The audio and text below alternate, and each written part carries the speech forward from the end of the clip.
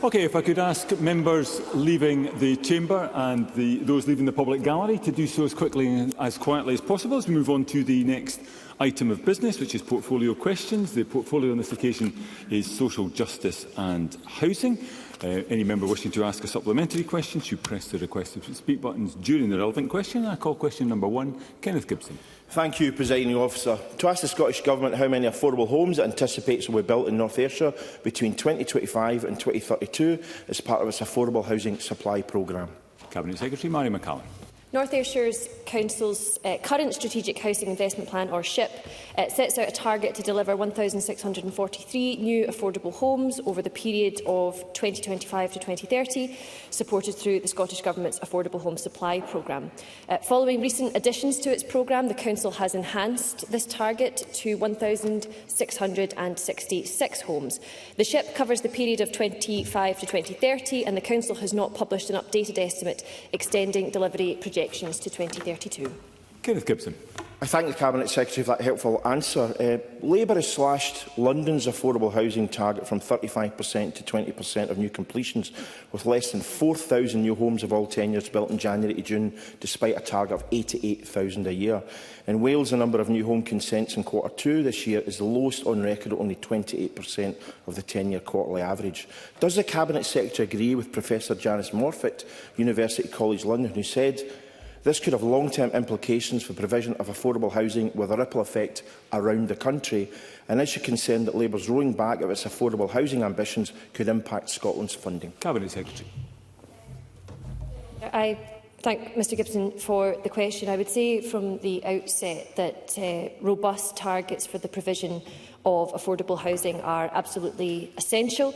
It's worth looking back and seeing that between 1999 and 2007, an average of 5,448 affordable homes were delivered by Scottish Labour per annum, compared to this Government's record between 2007 and 2025, when an average of 7,734 affordable homes have been delivered per annum. And that's about an average of 40% more per head than that period when Labour were last in government. Indeed, in the last 4 years of the Labour-led government in Scotland, only 6 new council houses were built, compared to the last 4 years under this government, when 8,572 new council homes have been built. A couple of brief supplementaries. First, Megan Gallagher. Thank you, Presiding Officer. And since we're talking about house building, let's look at the 2025 final house building statistics that were published this week. All sector new house building completions down. Private sector new house building completions down. Social sector new housing building completions down. Affordable house building approvals, starts and completions down. How confident is the Cabinet Secretary of completing 110,000 affordable homes by 2032? Or is it the case that the Government have just completely given up on this target, because by the looks of it, they're not hitting their house building statistics? Thank you, Presiding Officer. I'm very proud of this Government's record in the delivery of affordable homes, which, as we just heard in First Minister's questions, has seen some 141,000 affordable homes delivered by this Government, over 100,000 of which have been for the most affordable social rents. But there is no doubt, as reflected in the statistics published this week, that the last few years have been exceptionally difficult. And I really urge Megan Gallagher to reflect on the extent to which the hardest of Brexits, which her party pursued, and the economic carnage which her former Prime Minister Liz Truss ushered in, has resulted in these economic pressures, not least the inflation figures for construction costs reaching some 24% in summer 22. I just would ask Megan Gallagher to reflect, what impact does she think that's had on house building? Katie Clark. The number of new homes that North Ayrshire Council plans to build has not increased by a single house since the SNP took control of the council from Labour in 2022. Can the Cabinet Secretary advise, is this the result of a lack of ambition on the part of the current North Ayrshire administration, or due to cuts of funding for affordable housing by the Scottish Government? Cabinet Secretary. Presiding Officer, there's £808 million in the Affordable Home Supply Programme this year, and in the Housing Emergency Action Plan that the Government released in September, we committed to up to £4.9 billion of expenditure over the next 4 years. That is a considerable uptick and greater certainty. And I think, as I said in my opening response to Mr Gibson, that the SHIP sets out a target of 1,643, and this has just been revised to 1,666 homes. Question 2, Paul Sweeney. Thank you, Deputy Presiding Officer. May I take the opportunity to extend to you and all colleagues my best wishes for a happy Christmas and a good New Year, to ask the Scottish Government what support it is providing to the thousands of children who will be living in temporary and unsuitable accommodation over the Christmas period. Cabinet Secretary. Presiding Officer, as Housing Secretary, children not in a permanent home, whether that's in local authority, temporary accommodation, or indeed in the smaller numbers who are in unsuitable accommodation, I should like to assure Mr Sweeney that they are uppermost in my mind, all times of the year, but most importantly at the festive period. Now, whilst temporary accommodation does provide a vital safety net for people when they need it, we do want to see fewer people, especially those with children, spending long periods in temporary accommodation. And there, as well as our work to significantly enhance the Affordable Home Supply Programme, both with certainty and with more funding than ever before, we're also taking action now, including an £80 million package as part of our September Housing Emergency Action Plan, which asks councils and RSLs to go now and to buy homes on the open market, and particularly family homes where they are available, to help relieve that pressure with children in accommodation. And that's been coupled with an ask that those who are in temporary accommodation, which is suitable other than that it's temporary, are given the opportunity to flip it to a permanent home. Paul Sweeney.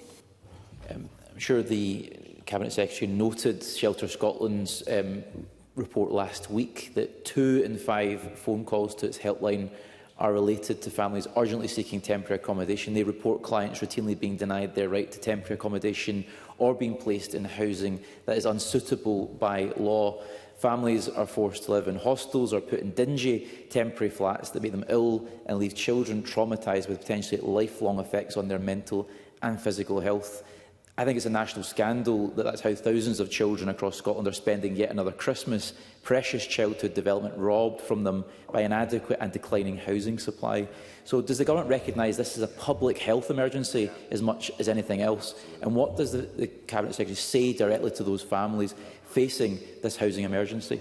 Secretary. Those families that their government is supporting them. We're supporting them with, as I have said, a major affordable homes delivery programme in the coming 4 years, building on the success we've had to date with 141,000 having been delivered. I'm supporting them with an acquisitions fund just now, asking councils to buy homes. I'm supporting them with guidance on flipping.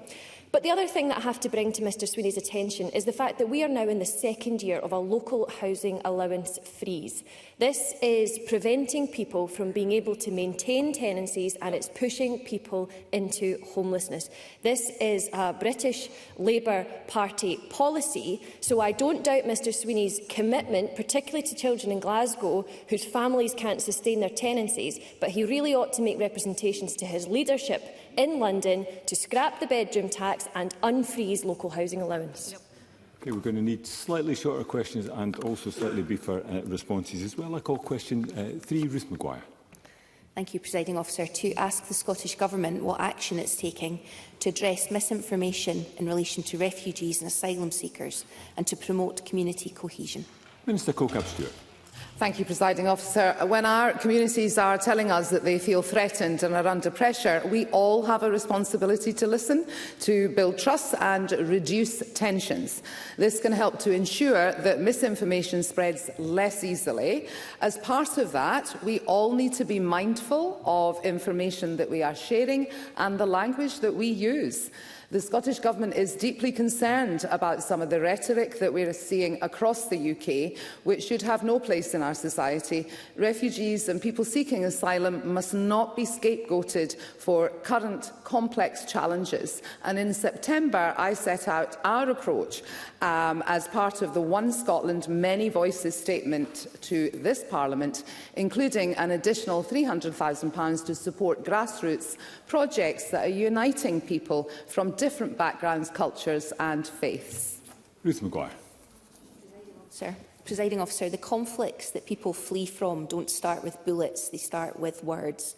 Will the Scottish Government join with the Scottish Refugee Council in encouraging all members of the Scottish Parliament to sign up to their pledge, which doesn't ask any debate to stop, but simply asks MSPs, when speaking about refugees and people seeking asylum, to do so with dignity and compassion, to avoid language that dehumanises, stereotypes or fosters division, to promote public understanding rooted in fact, in fairness and in empathy, and to uphold the responsibility of political leadership to nurture the development of human rights? Minister. I thank Ruth Maguire for highlighting the principles that are in that pledge, and I am pleased to note that dozens of MSPs have already signed the Scottish Refugee Council's pledge. As of the 10th of December, we might be interested to know that over 40 MSPs have signed it, and it's cross-party. However, there are no Conservative colleagues that have signed it as of the 10th of December. So I wonder which one of those principles in that pledge they feel that they are not able to uphold. And I urge them to join their cross-party colleagues in upholding the responsibility of political leadership to nurture and the development of human rights, and to stick to facts, fairness and avoid language that dehumanises, stereotypes and fosters. I'm sure that they can join us in signing that pledge. Very briefly, Claire Baker. Thank you. Will the Minister join me in utterly condemning the individuals who gathered on the steps of Kirkcaldy Town House with raised right hands and a flag with Nazi symbolism? Locals have reported this as a group of teenagers, and while there has been one arrest, there was around 40 people attending. So in working to promote community cohesion, what focus has been placed on the radicalisation of young men in our communities? Minister. Thank you. I do condemn any kind of behaviour that raises tensions and creates division within our societies. That there is no place for that at all. It is perfectly possible to have the right to free speech, but we do have clear hate crime legislation, and we need to be mindful of that. The radicalisation of young people in particular, and young men, there are strands within the Equally Safe strategy that address that work directly. And very briefly, Megan Gallagher. Thank you, Presiding Officer. During a radio interview this week, the Cabinet Secretary for Housing appeared to call for refugees and asylum seekers to remain in hotels for longer to ease Scotland's housing crisis. So I would like to seek clarity and confirmation from the Minister. Is it now the Scottish Government's position that hotels should be a long-term solution for housing asylum seekers and refugees? And will she ensure that the priority need and local connection loopholes are closed so that our cities are not disproportionately affected? Minister. I also listened to that, and I think that that's a total mischaracterisation of what the Cabinet Secretary was saying. A question for Christine Graham. Thank you very much, Deputy Presiding Officer. To ask the Scottish Government what discussions the Housing Secretary has had with ministerial colleagues regarding arrangements for accessing pension funds as a source of investment to build affordable and social housing. Cabinet Secretary.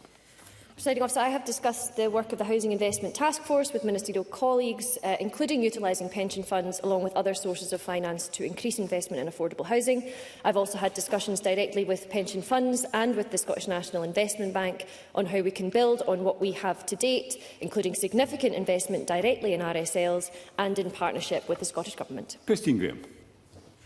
Well, that's a heartening response, because Cabinet Secretary, it's estimated there are currently some 250 billion of investment funding available from institutional investors across the UK, and that could be available some to invest in social housing. For example, pension funds require around about 6 or 7% return and, of course, security of their investment, and social and affordable housing, in my view, could provide that. Can I ask, the Cabinet Secretary has met all those people, but I'm now asking the Cabinet Secretary if she will meet with me to discuss a firm proposal which would involve, but not necessarily, Scottish bonds to perhaps be a vehicle for taking this forward in 2026. Secretary. Presiding Officer, I should first of all be very glad to meet with Christine Graham on these matters. The Government is on track to issue our first bonds next year, which of course is a reflection of the strength of Scotland's economy and is a step in building the institutions that we need for a prosperous future where we make our own decisions and reap the benefits of that. Proceeds will be used to fund capital investment in key infrastructure, including in housing, and I should be glad to discuss that with Ms Graham. Brief supplementary, Alexander. Thank you, Presiding Officer. With recent statistics showing house building completions at their lowest level since September 18, it's clear that companies need more support in order to build the homes which Scotland requires. Therefore, what action is the Scottish Government taking to ensure that the funding and regularity certainty that these companies require is being addressed to tackle the housing crisis? Cabinet Secretary. One of the points that is put to me most often about how to create policy and regulatory certainty is to offer long-term direction of travel on the policy that the government will adopt and the funding that will be available. And the Housing Emergency Action Plan that we set out in September sought to do that. We're providing multi-annual certainty on the Affordable Home Supply Programme to the greatest extent we've ever been able to over the coming 4 years. We have accompanied that with more money than has ever been put behind that. We've also set it alongside a new all-tenure target for 10% growth across all tenures in the next 3 years. So in these ways and more, giving absolute certainty on the policy direction of travel and accompanying that with greater investment. Question 5, Alexander Burnett. To ask the Scottish Government what action it is taking to support small and medium-sized enterprise house builders, and I refer members to my register of interest regarding construction. Cabinet Secretary. As well as discussing the needs of SME house builders at the Homes for Scotland Board, which the First Minister and I both attended, I have held subsequent bespoke discussions with the SME sector to listen to their views and ideas. We have reflected many of these discussions in our emergency action plan with specific cross-government intervention to better support SME builders and Scotland's housing sector, including the Scottish National Investment Bank lending, investing up to the £4.9 billion that I mentioned in that new all-tenure target. The Planning Minister and I also wrote to planning authorities across Scotland in September, setting out our expectation of proportionality when dealing with SMEs. Alexander Burnett. Is the Cabinet Secretary aware that between the late timing of a UK budget and the traditional Christmas slowdown, house sales have dropped for longer than usual, with some developers pausing work on sites? And this will make Tuesday's statistics on new starts and completions even bleaker. So with the Scottish budget fast approaching, was the Cabinet Secretary, when she met with the Homes for Scotland, able to support their calls regarding any increased capital consequential funding coming to Scotland, to provide support for first-time buyers, to confirm multi-year funding commitments to the Affordable Housing Supply Programme, and to provide increases to the planning budget to ensure resource and capacity is increased? Cabinet Secretary.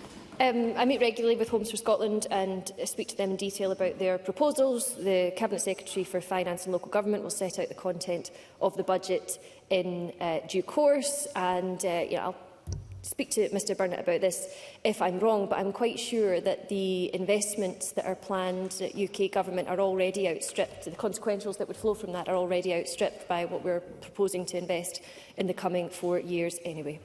Brief supplementary, Willie Coffey. The Cabinet Secretary say a little bit more about the importance of proportionality that she mentioned there in the planning system for SME house builders, and in particular how the Scottish Government is communicating this to our stakeholders? Cabinet Secretary. I think the proportionality is the key question, because we're talking about the question of viability, and viability requires regularity. It requires SMEs to be able to enter the planning system with an expectation of what's going to be involved and the length it might take. So that's exactly what I've been calling for from Chief planners, and we will continue to work both with the SME house builders and with chief planners on getting the balance right between a well-functioning planning system but one that is both regular and predictable. Question 6, Rona Mackay. Thank you, Presiding Officer. To ask the Scottish Government how it is supporting local authorities such as Eastern Bartonshire Council to reduce their use of temporary accommodation and prevent homelessness. Cabinet Secretary. The best way to reduce the need for temporary accommodation is to help people to stay in their homes in the first place, i.e. to prevent homelessness in the first place. I've mentioned a number of times, Presiding Officer, about this multi-annual funding and a major affordable homes delivery programme that we've launched for the coming 4 years. I mentioned in response to Paul Sweeney that over £100 million we are investing in discretionary housing payments, helping to mitigate that local housing allowance freeze and the bedroom tax in Scotland, and we will continue to support people, including in Eastern Bartonshire, through those funds. Rona Mackay. Thank the Minister for that answer. Eastern Bartonshire Council is working hard to reduce the use of temporary accommodation, but we know that prevention is the key. Can the Minister outline how the Temporary Accommodation Standards Group is specifically helping local authorities prepare for the new prevention duties in the Housing Bill, ensuring that families are supported before they reach crisis point? Cabinet Secretary. Presiding Officer, Rona Mackay is absolutely right to mention those new prevention duties, because as I have focused a lot of my answers on the work of the Housing Emergency Action Plan, from the start of September, of course, the Parliament passed the Housing Act at the end of September, and that contained what can be gold standard homelessness prevention duties, which we have developed alongside experts like Crisis and others. So to make sure that they can have the effect that we know they can, we're investing an additional £4 million this year in pilots to work out exactly how the prevention duties can best function and can best begin supporting people to avoid homelessness. Please supplementary, Jamie Green. Thank you. The reason that the Eastern Bartonshire Council is having to put people in hotels and B&Bs is because it only has access to 50 council-owned temporary properties. Shelter Scotland told me that 240 households are at risk in that council area alone, at risk of immediate homelessness. I don't know how any of us can go home after Parliament today and tuck into our turkeys next week, knowing that there are children in Scotland who will spend Christmas Day in a B&B or a hotel room. It's not a housing emergency, Minister. It's a personal tragedy. What do you have to say to them? Through the Chair, Cabinet Secretary. What I have to say that is every bit of effort that I have had since becoming Housing Secretary has been put into ending children living in unsuitable accommodation, stopping children spending longer periods of time in temporary accommodation than they ought to, and making sure that there is a sufficiency of affordable homes in Scotland to meet the growing needs of our population. And if I can come back specifically to East Dunbartonshire, I mentioned that we're investing over £100 million in discretionary housing payments, mitigating the bedroom tax, helping to mitigate the LHA freeze. Well, that includes £901,000 for East Dunbartonshire to help people struggling with housing costs, and East Dunbartonshire also receive an annual share of £30.5 million to prevent homelessness and a share of £8 million for rapid rehousing. So that alone ought to make a difference in East Dunbartonshire this year. Question 7, Ash Regan. To ask the Scottish Government regarding its Equally Safe delivery plan, what discussions the Minister for Equalities has had with ministerial colleagues regarding the provision of sustained social and economic investment in prevention, housing, safety and long-term recovery for women and children currently in or who are survivors of the commercial sexual exploitation of prostitution. Minister. Thank you, Presiding Officer. Scottish ministers discuss on a regular basis progress being made on the actions detailed within the Equally Safe delivery plan, which includes work to deliver Scotland's strategic approach to challenging men's demand for prostitution. We are working across government to ensure that all support services, including housing practitioners, are equipped with the skills and the knowledge to support victims of commercial sexual exploitation. Our focus remains on supporting recovery and sustainable exit from prostitution and developing a pathway of consistent support from crisis support through to preparing to exit. And we'll continue to build on that with stakeholders. Ash Regan. Prostitution generates billions of pounds globally for the sex trade, and it's the world's third largest criminal industry after the drugs and arms trade. Yet it's the public purse that bears the cost. In Scotland, prostitution is among the highest cost form of gender-based violence, and evidence that I've recently shared with the Government shows violence linked to prostitution alone costs £382 million each year. That's 0.6% of the Scottish budget, or £69 per person, with lifetime public sector costs reaching up to £350 per exploited individual.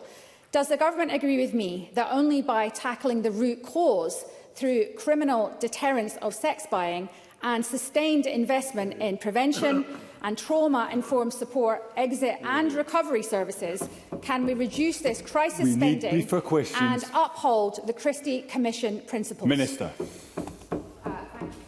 Thank you, Presiding Officer. I did make clear in my original answer through Equally Safe that we are, I explained, I don't need to repeat again the methods in which we are making sure that women can exit prostitution, and we challenge men's demand. Thank you. Question 8, Douglas Lumsden. The Scottish Government, what assessment it has made of the impact that increased regulations have had on the construction costs of house building? Cabinet Secretary. The Scottish Government is committed to ensuring that regulatory changes are introduced with full consideration of their wider implications, including in respect of construction costs and house building. Douglas Lumsden. Presiding Officer, research from Homes for Scotland found that regulations introduced since 2021 have increased the cost of house building by over £20,000 per home, and these costs are expected to rise over time. Considering Scotland's house building rate is well below the required level, will the Cabinet Secretary commit to reviewing current and proposed regulations with a view to ensuring it is easier and more affordable for the sector to build the homes Scotland needs? Cabinet Secretary. We, as I have set out a number of times, Presiding Officer, have recently set out plans for us to continue our track record in the delivery of affordable homes with a major delivery programme over the coming 4 years. So, of course, we are mindful of all of the things that have a bearing on the deliverability of that. However, I'm not clear what aspects of, for example, fire and safety regulation, accessibility regulation, or indeed regulation which means we have warmer, energy-efficient homes, Douglas Lumsden thinks is not required. For my part, I believe they all ought to be taken forward, but I'll always do it mindful of the impact it can have on costs. I'm going to call a brief supplementary, but I would encourage members at the back of the chamber to cease their conversations. Emma Harper, briefly. Thank you, Presiding Officer. The Cabinet Secretary touched on this already, but the largest contributor to rising construction costs is caused by the Tories' botched Brexit. So I would be interested to hear from the Cabinet Secretary to expand on the impact that this Brexit, which is now backed by Labour, is continuing to have on Cabinet construction. Secretary. Cabinet Secretary. Presiding Officer, Douglas Lumsden shouts nonsense as Emma Harper is asking her questions, but the people doing business in Scotland don't think that what Emma Harper is saying was nonsense. Brexit has had a profoundly damaging impact on Scotland. It continues to harm the UK economy. Trade barriers are projected to reduce Scotland's GDP by at least £4 billion in the long term, and of course that is being felt in construction. Thank you. That concludes portfolio questions. There will be a brief pause before we move to the next item of business to allow front benches to change.